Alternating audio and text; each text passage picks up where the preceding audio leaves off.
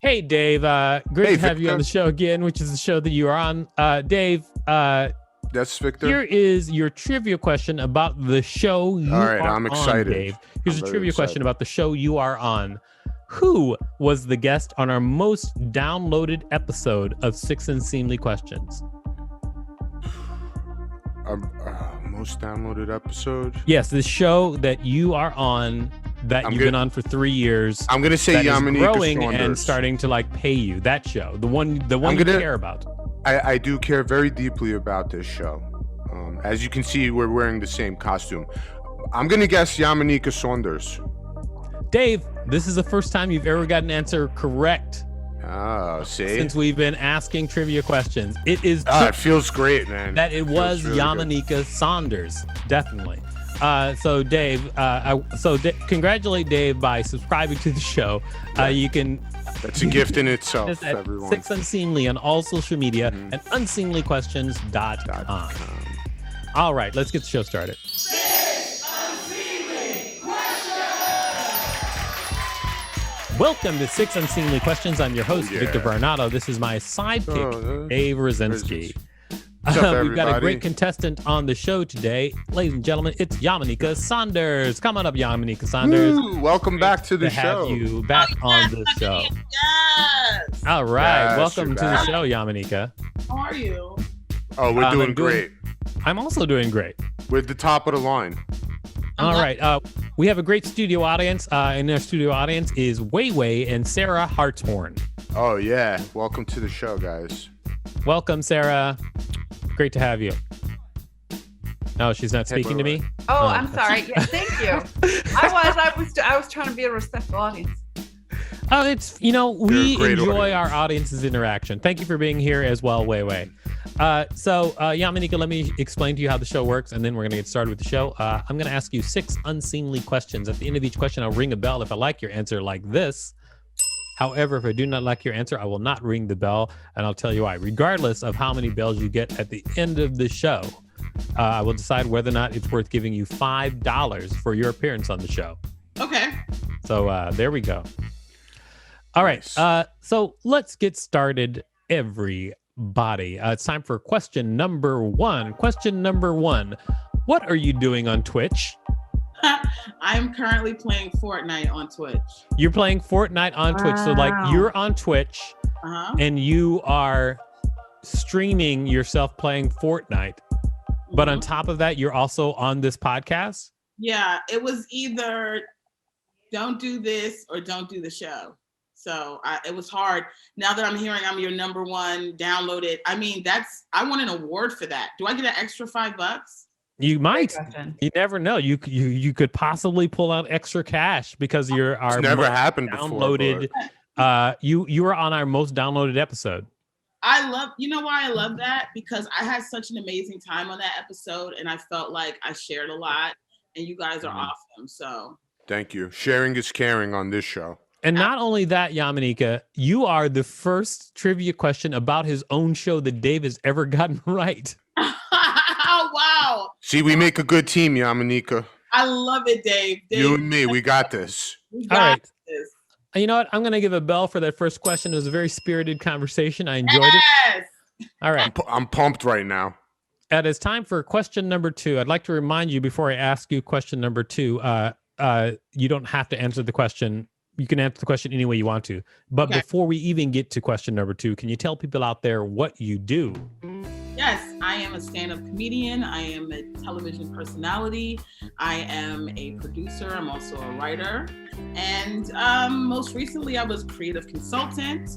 And I also do my own live show as well as podcast and currently twitching.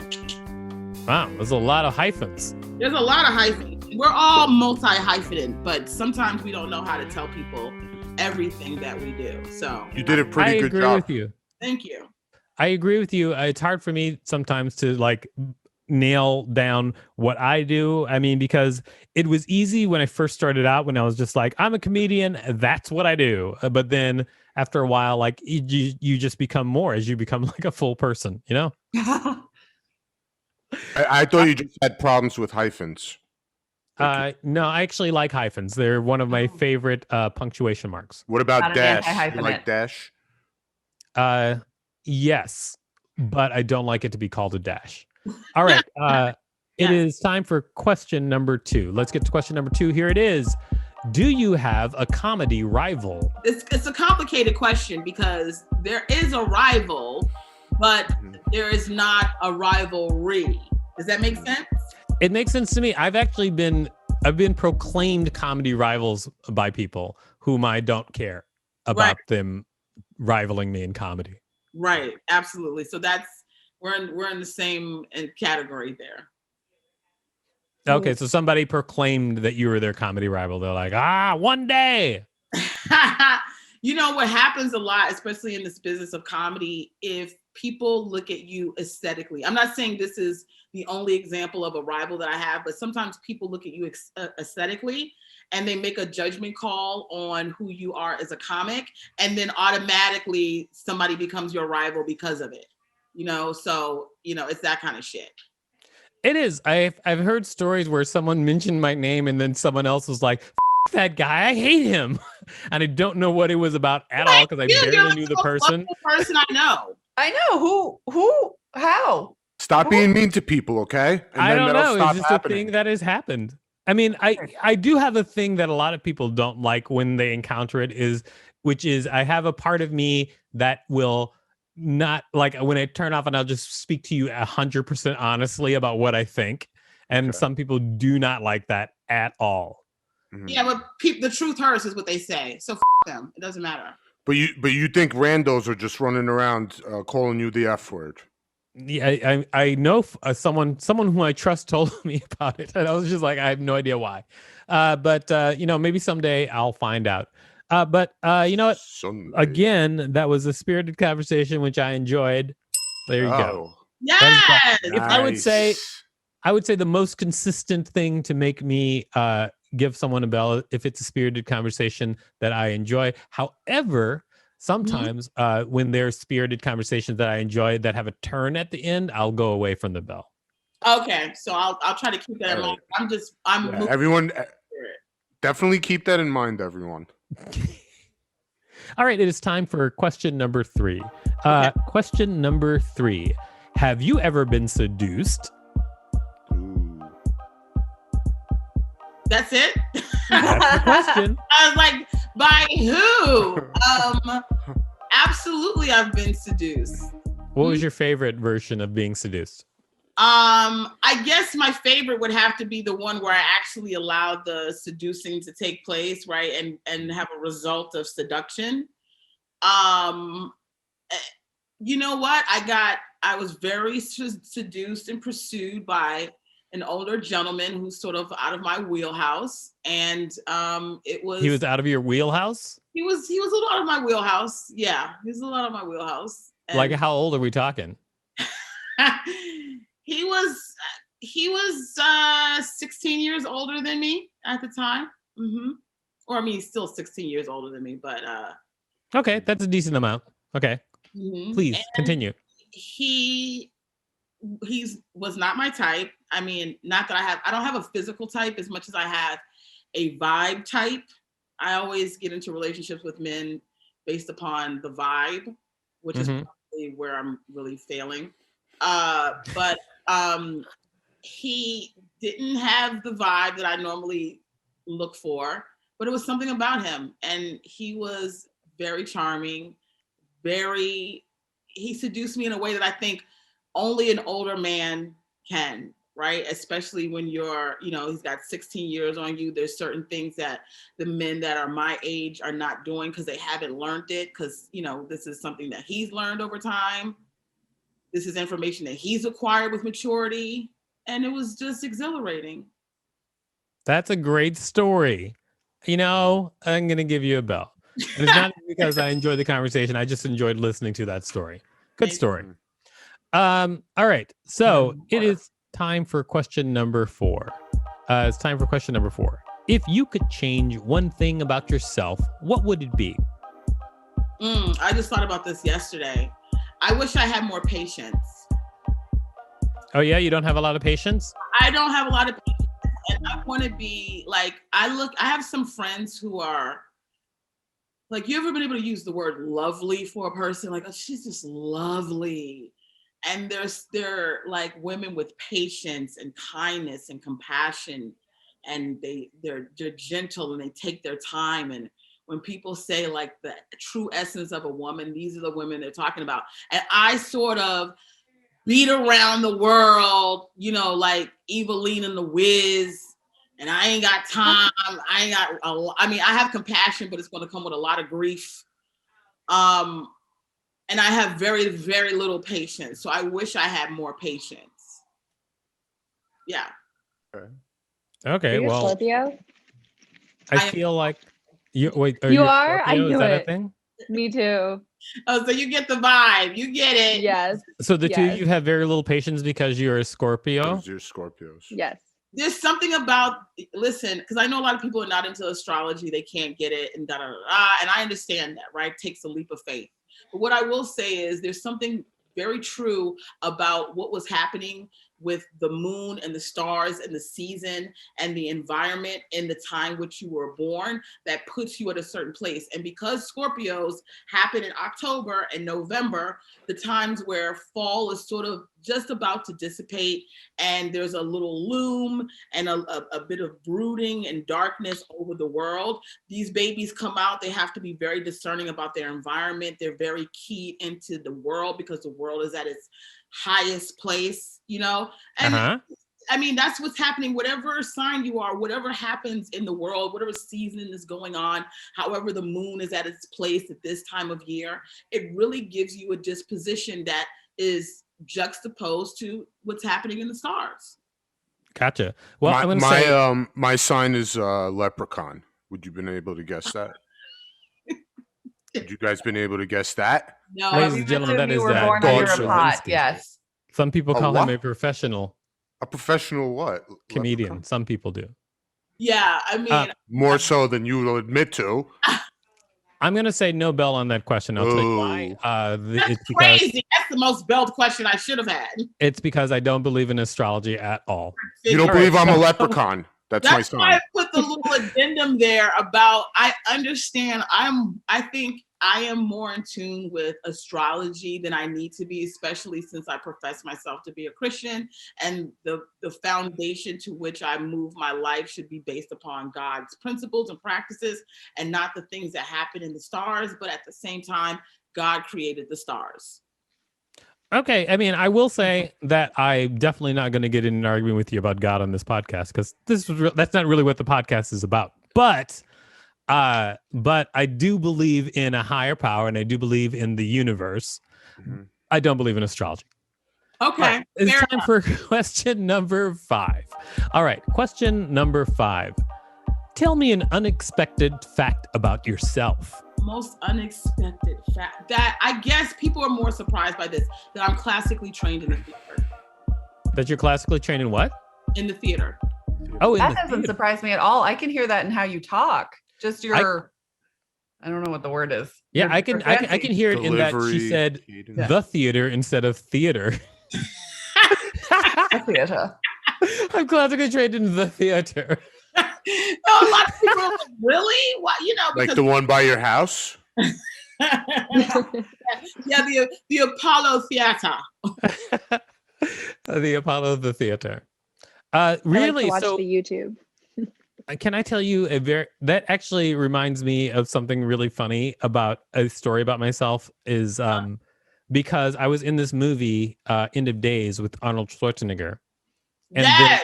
the director was replaced right before the movie started shooting. So because of that, the director who worked with me didn't know me at all. Okay. On the DVD commentary of the movie End of Days, the director, Peter Hyams, he's like talking about my big scene in the movie. I have a big scene in the movie. He's talking about my scene, and he's like, this guy, he is, this guy. I mean, he is a black albino actor, and people might think that we hired him just for being that. I'm paraphrasing, but Right. he goes, but he's a Shakespearean trained actor, blah, blah, blah. And that is total BS. That is not true at all. He doesn't know me. Also, I am not. I am not a Shakespearean trained actor. He just lied about it. Did you ever talk to him and ask him why he did that? I did not. No, I never asked him. It's pretty weird though, just to hear somebody like recording and just straight up lie. Well, and I want to know, did he lie or did he like ask somebody, was he like, what's this guy's deal? And his assistant was like, oh yeah, he's trained. For I don't know. Yeah, that's a possibility. Shakespeare in the Park. I was like, oh, okay. Well then. Yeah. All right. That because he has no idea.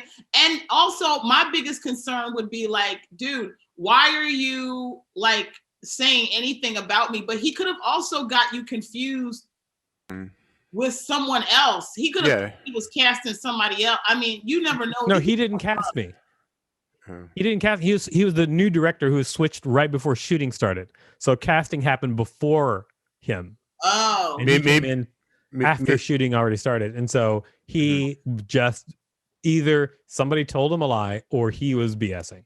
Maybe he just thought you dressed up like Shakespeare for one of your role playing leagues. One of my role playing leagues, Dave. Yeah. How long have we been friends? Whatever those things are called that you love to do.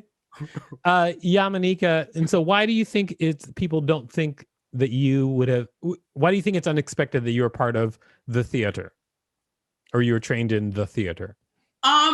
Well, a lot of the comments that I get, you have to remember that I'm a very robust Black woman, you know, so if I ain't frying chicken or wet nursing a white baby, people are kind of confused about what my abilities and capabilities are.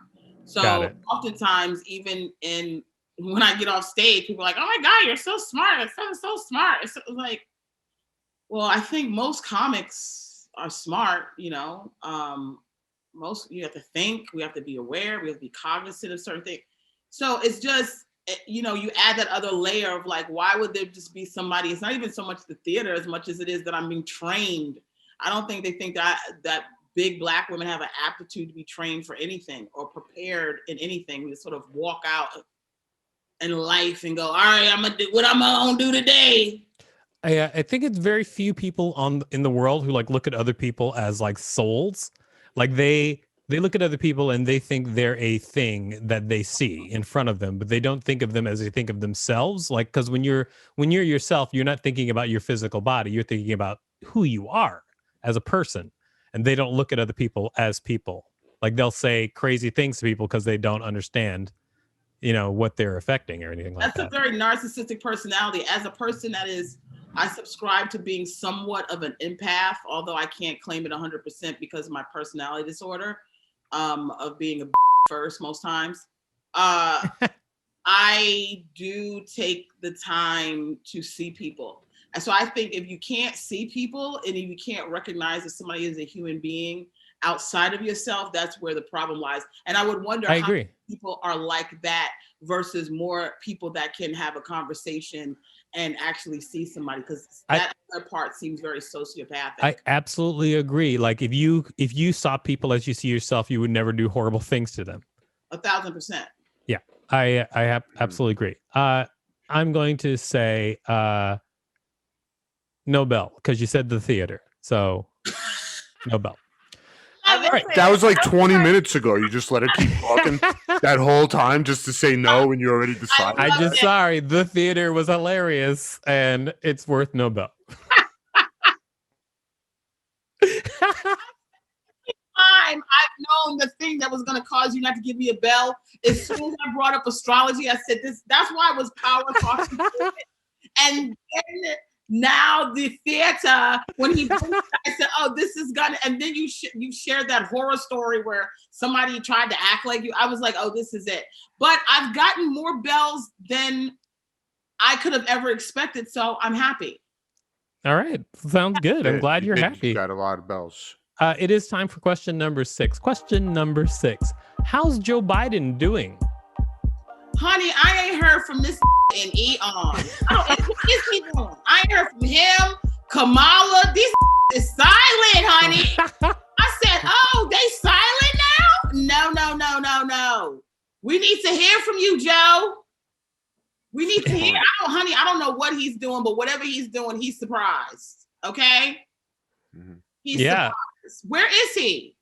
I don't know. I don't know exactly what he's doing. I mean, he's done some things. I've read some news stories, and he has made some bold moves, but I've also not been reading as voraciously as I read while the Trump was wrecking shop. He's just running around like a Tasmanian devil in the government.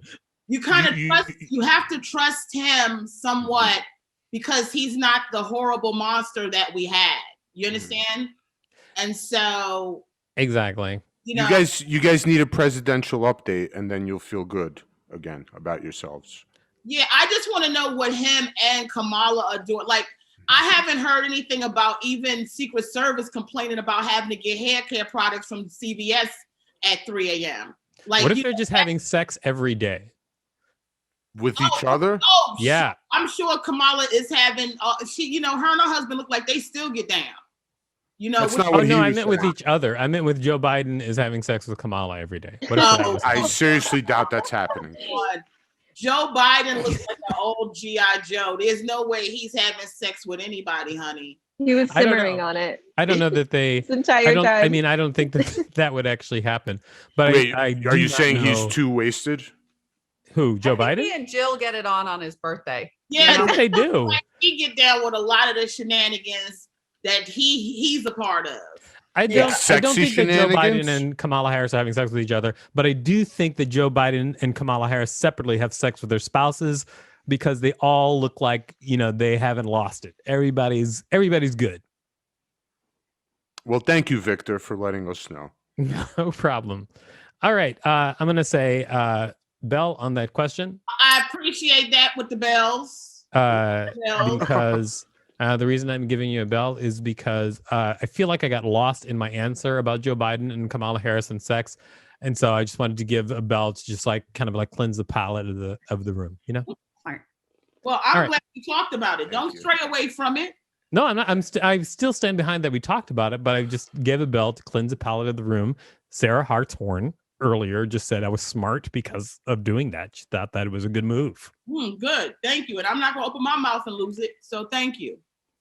You can't lose a bell. Once a bell is given, I don't take them away. Oh, you can say anything you want. Dirty mother. All right. And, that was unnecessary. All right. There it is. It is time to decide whether or not you get $5 for being on the show. But before we do that, can you tell people out there where to find you? Yes, you can find me on everything at Yamaneika. You can find me on Instagram at Yamaneika. I Twitch regularly, so you go to twitch.tv/yelling girl with 2 G's to find me. I also have a podcast called Rant and Raving with Yamaneika. You can get it on iTunes, Spotify, and SoundCloud. I also have an album out called Damsel in Stress. You can also get on all streaming sources. And also you can watch me on Friday nights on YouTube doing Live with Yamaneika, 10 p.m. Eastern Standard Time, 9 p.m. Central, and 7 p.m. Pacific Standard Time. Woo! All right. That sounds awesome. A lot of information. If you guys remember, you can rewind and listen to it again. Make sure you get everything. All right. Now it's time to decide whether you get $5. As always, we canvass the room. Let's start with Dave. Dave, what do you think? Should Yamaneika get $5 for appearing on the show? My vote is yes. I didn't know she was in the theater. That was useful information that we're gonna never forget. All right. So yes, because she was in the theater. All right. Wait. What do you think? Should Yamaneika get $5? Absolutely. I mean, that baby picture, just by itself, deserves $5 at least. Are you trying to buy it? Maybe. Are you selling it? We'll connect after. I'll give you a free copy. It's just something my mother copied and with an autograph. Sarah Hartshorn, what do you think? Should Yamaneika get $5? Absolutely, I think she should. A, because her lipstick looks great. B, because I realized I might have actually known that she studied theater, so that might be why I wasn't surprised. But I was very surprised she was playing Fortnite. Did not expect that. I was not surprised at all.